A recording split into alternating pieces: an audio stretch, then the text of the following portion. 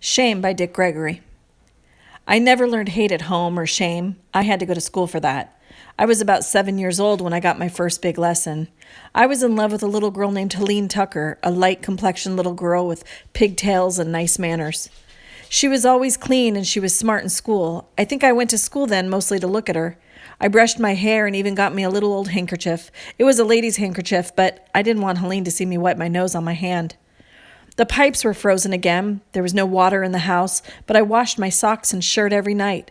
I'd get a pot and go over to Mr. Ben's grocery store and stick my pot down into his soda machine and scoop out some chopped ice. By evening, the ice melted to water for washing. I got sick a lot that winter because the fire would go out at night before the clothes were dry. In the morning, I'd put them on, wet or dry, because they were the only clothes I had. Everybody's got a Helene Tucker. A symbol of everything you want.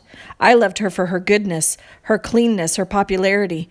She'd walk down my street and my brothers and sisters would yell, "Here comes Helene," and I'd rub my tennis sneakers on the back of my pants and wish my hair wasn't so nappy and the white folks' shirt fit me better. I'd run out in the street, and if I knew my place and I didn't come too close, she'd wink at me and say hello. That was a good feeling. Sometimes I'd follow her all the way home and shovel the snow off her walk and try to make friends with her mama and her aunts. I dropped money on her stoop late at night on my way back from shining shoes in the taverns. And she had a daddy, and he had a good job. He was a paper hanger. I guess I would have gotten over Helene by summertime, but something happened in that classroom that made her face hang in front of me for the next 22 years. When I played the drums in high school, it was for Helene. And when I broke track records in college, it was for Helene. And when I started standing behind microphones and heard applause, I wished Helene would have heard it too. It wasn't until I was 29 years old and married and making money that I finally got her out of my system. Helene was sitting in the classroom when I learned to be ashamed of myself. It was on a Thursday. I was sitting in the back of the room, in a seat with a chalk circle drawn around it, the idiot's seat, the troublemaker seat. The teacher thought I was stupid. Couldn't spell, couldn't read, couldn't do arithmetic, just stupid. Teachers were never interested in finding out that you couldn't concentrate because you were so hungry, because you hadn't had any breakfast. All you could think about was noontime. Would it ever come? Maybe you could sneak into the cloakroom and steal a bite of some kid's lunch out of a coat pocket, a bite of something, paste. You can't really make a meal of paste or put it on bread for a sandwich, but sometimes I'd scoop a few spoonfuls out of the big paste jar in the back of the room. Pregnant people get strange tastes. I was pregnant with poverty, pregnant with dirt, and pregnant with smells that made people turn away. Pregnant with cold and pregnant with shoes that were never bought for me. Pregnant with 5 other people in my bed and no daddy in the next room. And pregnant with hunger. Paste doesn't taste too bad when you're hungry. The teacher thought I was a troublemaker. All she saw from the front of the room was a little black boy who squirmed in his idiot seat and made noises and poked the kids around him.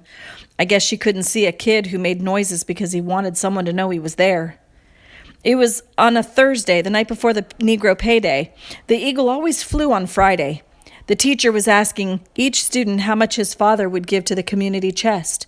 On Friday night, each kid would get the money from his father, and on Monday, he would bring it to school.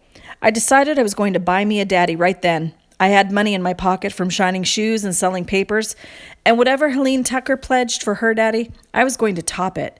And I'd hand the money right in. I wasn't going to wait until Monday to buy me a daddy. I was shaking, scared to death. The teacher opened her book and started calling out names alphabetically. Helene Tucker? My daddy said he'd give $2.50. That's very nice, Helene. Very, very nice indeed. That made me feel pretty good. It wouldn't take too much to top that. I had almost $3 in dimes and quarters in my pocket. I stuck my hand in my pocket and held on to the money, waiting for her to call my name. But the teacher closed her book after she called everybody else in the class. I stood up and I raised my hand. "What is it now?" "You forgot me." She turned toward the blackboard. I don't have time to be playing with you, Richard." "My daddy said he'd—" "Sit down, Richard. You're disturbing the class." "My daddy said he'd give $15. She turned around and looked mad. "We are collecting this money for you and your kind, Richard Gregory. If your daddy can give $15, you have no business being on relief." I got it right now.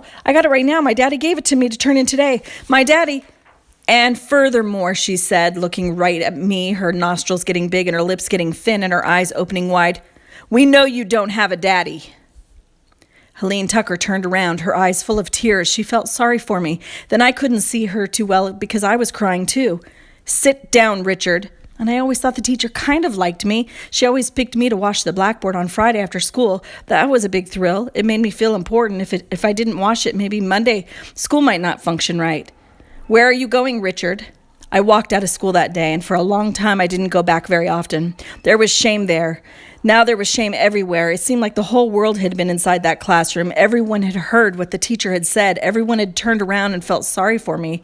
There was shame in going to the Worthy Boys' annual Christmas dinner for you and your kind, because everybody knew what a Worthy Boy was. Why couldn't they just call it the Boys' Annual Dinner? Why'd they have to give it a name?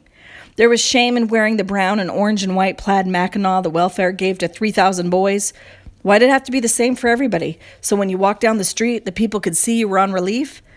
It was a nice warm mackinaw, and it had a hood, and my mama beat me and called me a little rat when she found out I stuffed it in the bottom of a pail full of garbage way over on Cottage Street. There was shame in running over to Mr. Benz at the end of the day and asking for his rotten peaches. There was shame in asking Mrs. Simmons for a spoonful of sugar. There was shame in running out to meet the relief truck. I hated that truck full of food for you and your kind.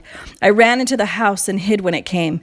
And then I started to sneak through alleys to take the long way home so that people going into White's Eat Shop wouldn't see me. Yeah, the whole world heard the teacher that day. We all know you don't have a daddy.